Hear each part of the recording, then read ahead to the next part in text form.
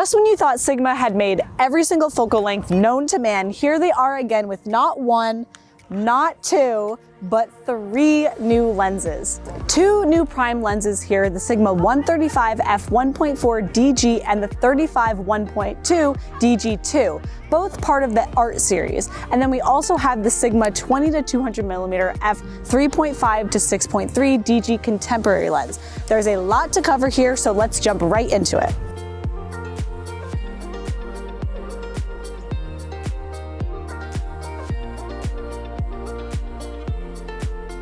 Okay, so to start us off, we have our art lenses, which are known for their optical performance for, well, artists. This is the case for both of our Art series lenses here, which are a match made in heaven for portrait shoots.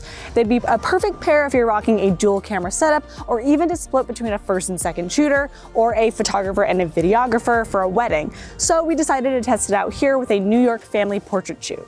We'll kick things off with the Sigma 135mm f1.4 DG lens, which is perfect for impressively sharp yet bokeh-filled portraits. Comment every time I say bokeh in this video. Now, I think this would be really great for a dual camera setup like we're shooting with here, or if you want to do this for a wedding, because you're really getting the stereotypical portrait focal length with the 135. Even just now, I'm really close on their faces, but it's providing a beautiful bokeh and a lens compression against the background, and it's just lovely for that classic portrait. The 135mm medium telefocal length is such a sweet spot for portraits where you're getting amazing compression against the background, but you can still be physically close enough to your model so you can easily direct them. Chris and Lotta, can you lean? Yeah, like that. That's so cute. And I should mention that Sigma stated this is the world's first full-frame interchangeable autofocus lens with that 135mm focal length to achieve an aperture of 1.4. Some things of note for this lens: the obvious feature is the large f1.4 aperture, but going a little further than that, this lens itself has 13 rounded aperture blades which allow for clean circular bokeh that you can see in all of these examples of our portraits. It's powered by dual HLA autofocusing, which is incredibly fast and precise, and you can expect minimal axial chromatic aberrations and sharpness across the entire image plane due to the internal lens elements. So with all of this being said, let's talk about the lens body itself. First, you're getting 2 customizable autofocus lock buttons on the lens barrel, which are conveniently located for either landscape or portrait shooting. There's also the typical focus mode switches, an aperture click switch, and an aperture lock switch, and the removable tripod socket in Sigma's new design. The size is definitely within reason for a lens of this focal length, aperture, and optical quality, weighing 50.1 ounces, which is only slightly heavier than its predecessor, the 135 f1.8 DG HSN. Our second Art series lens, much wider, is the 35mm f1.2 DG2. And yes, you already know the drill about Art lenses' high optical performance. This lens is such a great companion to the 135mm or even to Sigma's 50mm f1.2 to give you that environmental portrait or maybe for larger groups. So like I said before, these pair of lenses I think would be great if you were rocking like a dual camera setup, but I also think that it would be ideal if you were a video and a photo shooting team for maybe weddings or also for family shoots. Joe and I have been switching off lenses while I'm shooting photo, he's been doing some video, and they've been pretty much interchangeable. Granted, we do have the same camera on each of them, but they've both been great for photos and for videos.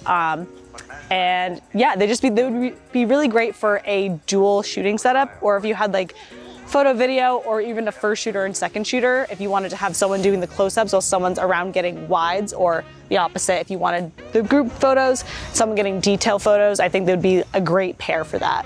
35mm is one of my preferred focal lengths since it's so versatile, and Sigma's in particular are remarkably compact. This makes it a lovely travel partner, landscape enthusiast, or stargazer, in addition to being a beautiful portrait lens and video lens as well. Again, we have stellar optical quality with beautiful bokeh and minimal axial chromatic aberrations and flaring.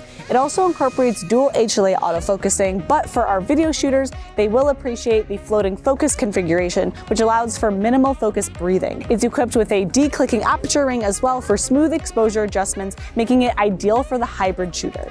The headline here really is that this lens is significantly smaller and lighter than the previous 35mm f1.2 model. The filter size has been reduced by 2 sizes from 82mm to 72. The overall length has been shortened by approximately 20%, and the weight has been reduced by approximately 30%. This lens has one customizable AFL lock button and the typical focus mode switch, aperture click switch, and an aperture lock switch.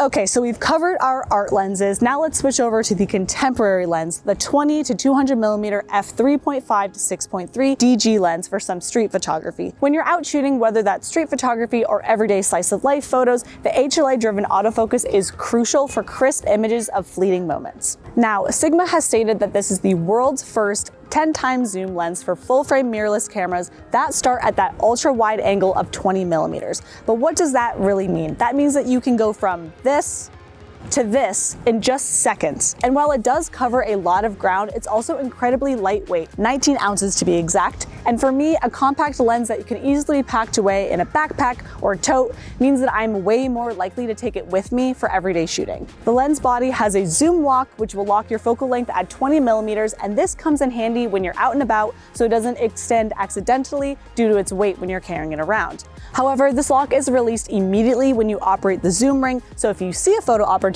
you can quickly go right back into it and adjust to your desired focal length. So which one of these 3 Sigma lenses will be coming on your next photo or video shoot? Let us know in the comments below. I'm Sam with B&H, and I'll see you next time. Introducing the new Paybu credit card. You can save the tax, or choose special financing for your purchases made on your Paybu credit card. It's easy. The new Paybu card, same funny name, your choice of exclusive benefits. Apply today.